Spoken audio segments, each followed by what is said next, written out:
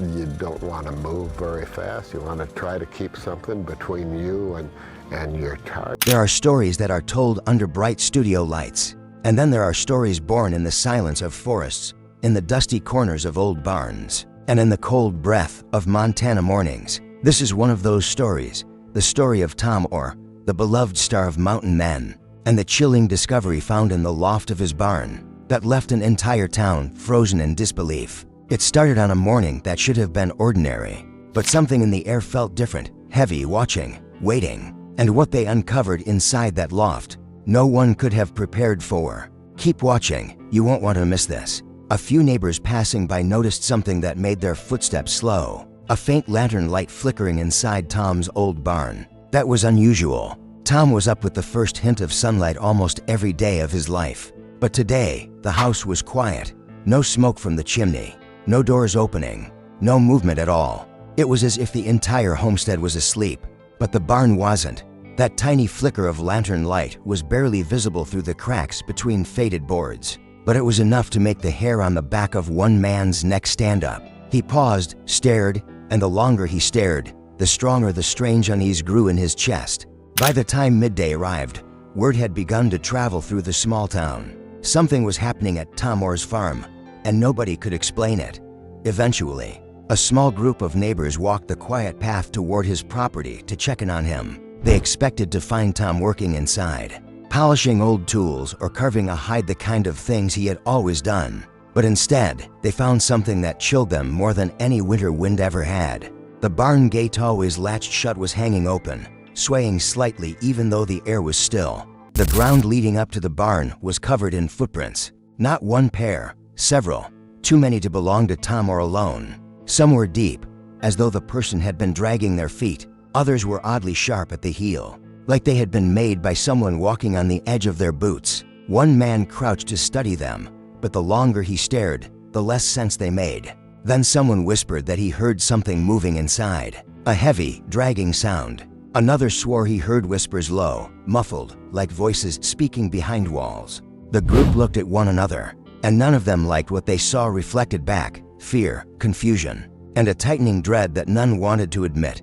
Finally, one man stepped forward and gently pushed the barn door open just an inch.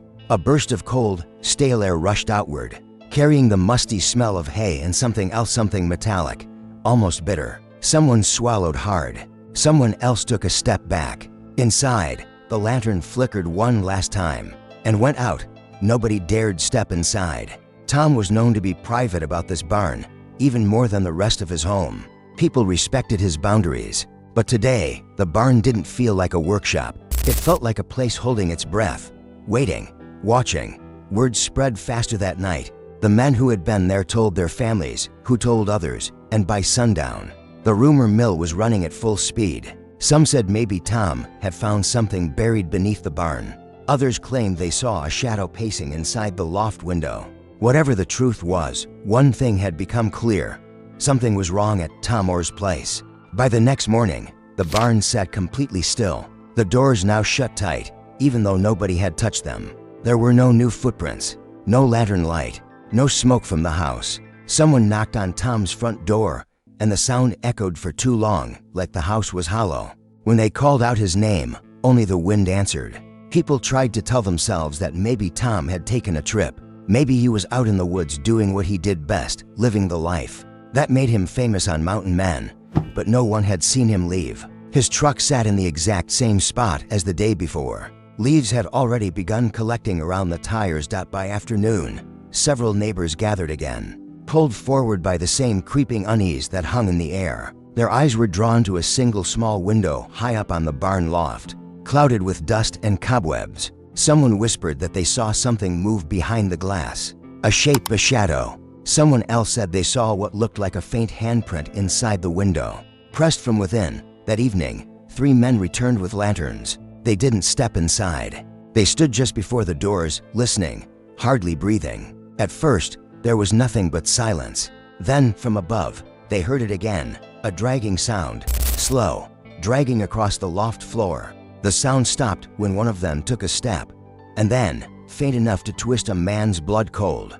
They heard a whisper, "Don't." They didn't wait. They ran until the barn was lost behind the trees, and they didn't turn back once. The next day, the whispers had become the town's obsession. Some were afraid, some were curious, and some were both. Finally, someone sent for the sheriff. He wasn't happy.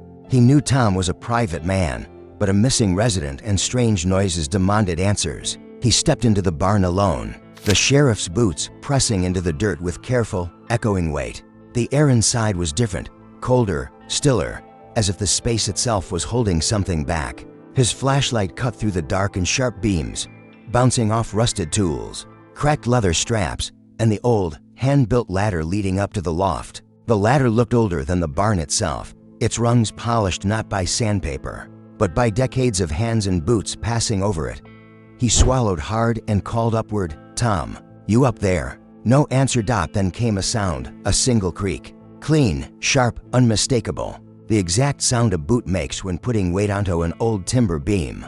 A slow rain of dust drifted down from above, settling onto his shoulders and hat like falling ash.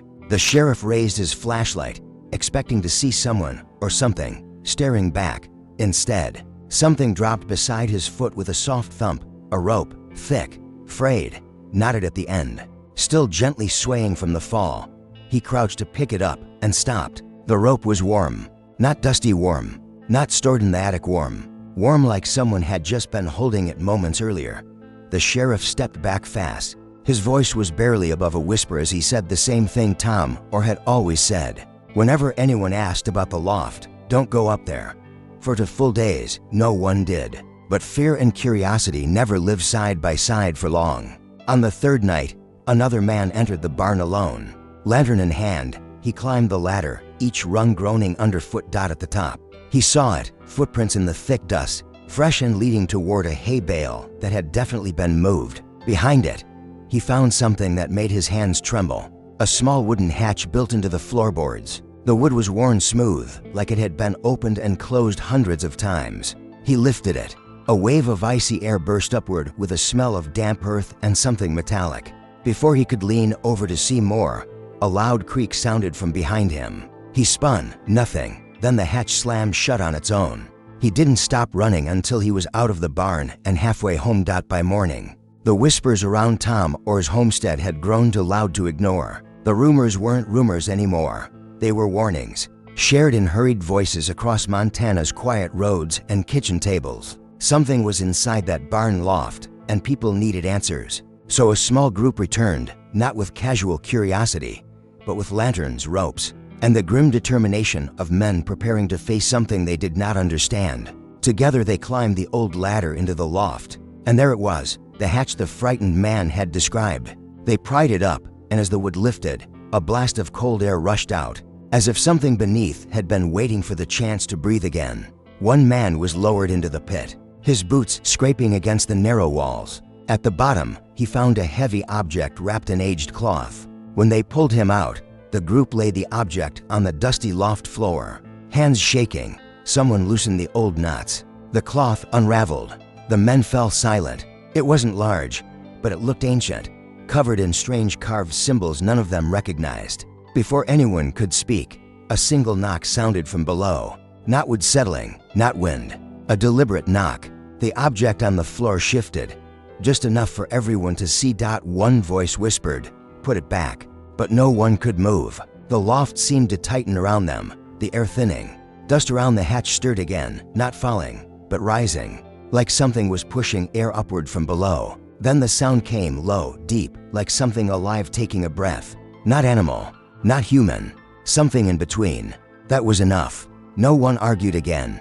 They left the barn slowly, never turning their backs on the hatch. By sunrise, the town knew what had been found. Some said it was ancient, others said cursed. Many believed Tom Oar had discovered something he never should have touched. But the worst part was see few were standing in that loft, hearing something drag across the floor and watching a wrapped object shift like it was breathing. Would you dare open it? Tell us in the comments. And don't forget to like, share, and subscribe for more chilling stories just like this. Some doors stay closed for a reason. Some secrets are better buried. Thanks for watching.